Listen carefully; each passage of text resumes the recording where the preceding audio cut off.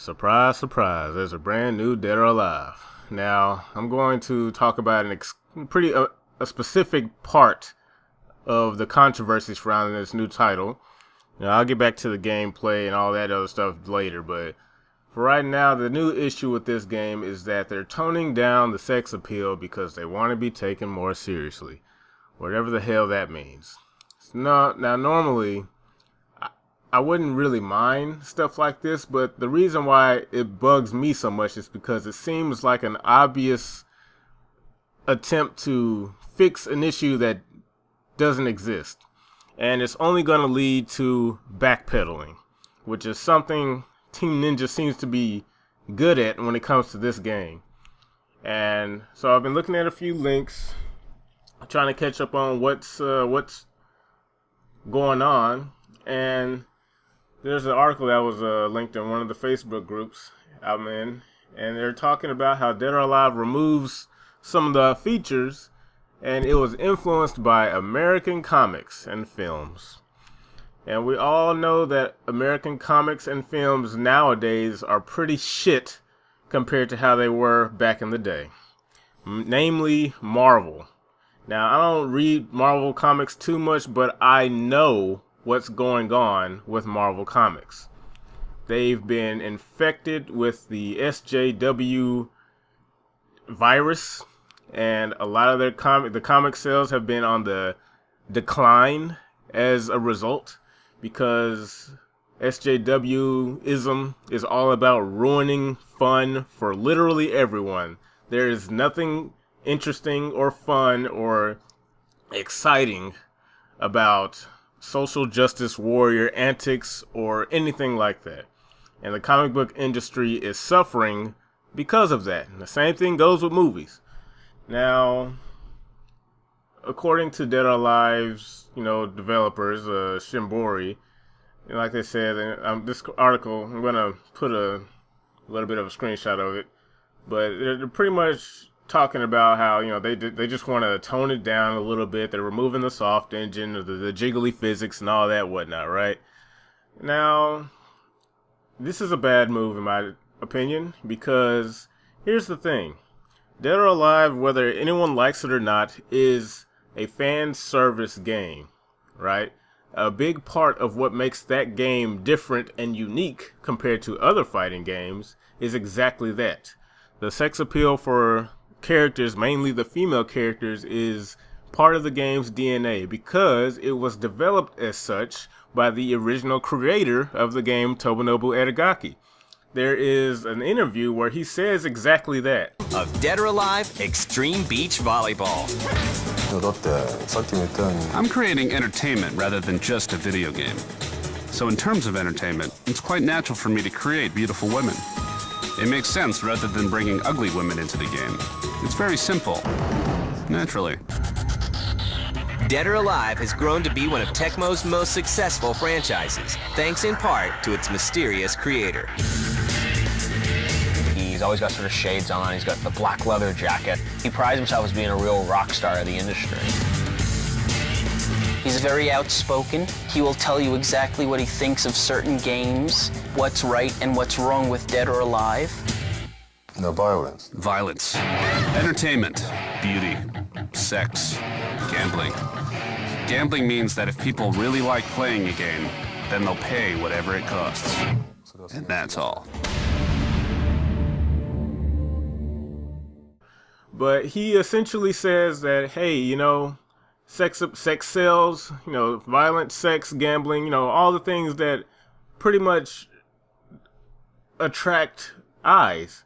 And Edegaki's absolutely right. So for these new guys to come in and try to take away an integral part of Dead or Alive's identity just seems it just seems ass backwards. I don't get it. I don't understand who they're trying to appeal to, because they were doing both just fine. Why does one have to be gimped in order for them to achieve this? It just seems like this company or this development team specifically is just lost. They don't know what to do. And is it really that difficult to give people what they want. And here's the more ironic. This is what really kind of bothers me, right?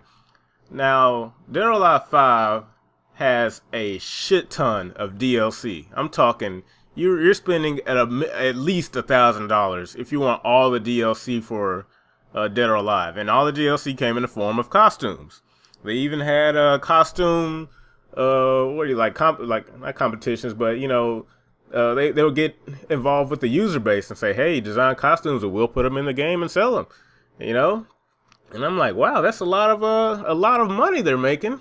So this is the issue I'm having, that people seem to just kind of gloss over like it's no big deal. So you're going to remove an aspect of your game that makes you a ton of money for what? You know, and I'm like, Dead or Alive, you know, the costumes they sold were a pretty big deal. That's a big chunk of change they made.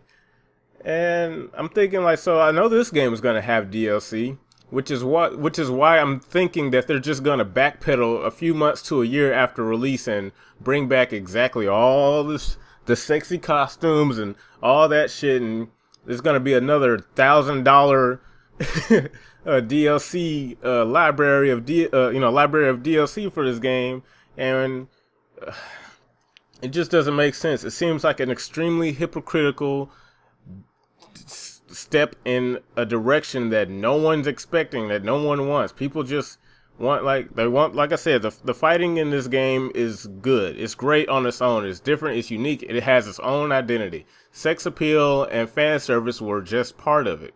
And to see them try to tone down or remove it by, and let me go ahead and say this too, because based off the trailer, there isn't really a lot of females being featured, which is already kind of like, oh, okay. So you want to take the shift off. Like, I get that, but it's Dead or Alive. There are some things you just can't shake this. This is what you are. This is your DNA. And it's going to show when the game drops and you don't, make is like, that's what I understand. It's like, why remove this?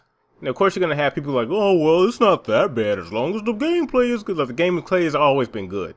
Stop saying that. Like, the issue here is something is being removed for literally no reason.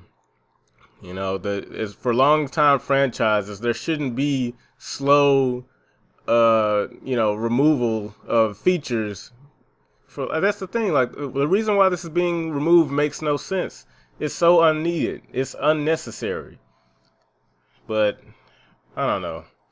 This is like Team Ninja needs Edagaki back. You know, I know people were like, oh, he wasn't the best guy or whatever. He was a jerk and ass. Well, yeah, he's a human. You know, in that interview, he was so straightforward with what he wanted. You know, he didn't back down. He was proud of his product. He created this game for a reason. And now these new guys are going to try to take that out of the game. You can't do it. You can't do it. It's not possible. So my theory is that after this game comes out and some things just don't meet expectations because for whatever, they're going to backpedal like they did with 5. Because like I said, they tried the same thing with 5 before eventually like, hey, let's repackage the game and have the soft titty engine.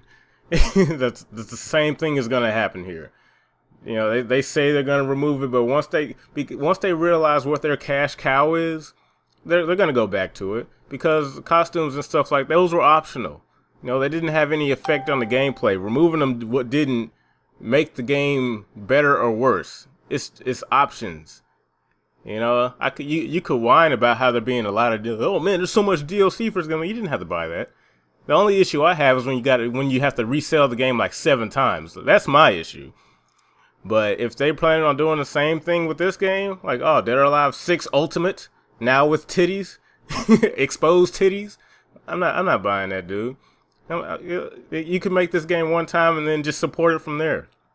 But anyway, that's my pseudo rant. Like, there's a little bit more to cover. Like, I'll make another video talking about what I like so far and what I don't like, what I think is pretty stupid, involving the changes to the fighting mechanics. how they're trying to cater to new players by giving them a get yourself killed button. Because it's like, people, I don't understand it. Like, there's something that I don't.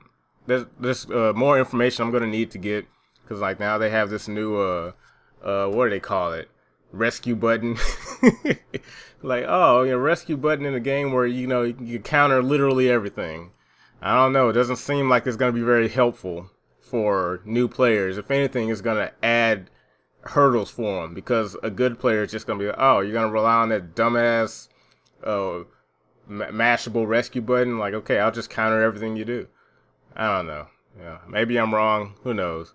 But yeah, that's all I got to say so far. It just seems really hypocritical how for the studio to make all this money with using sex appeal and fan service, and then turn around and like, nope, we're not doing it anymore because we want to be taken more seriously.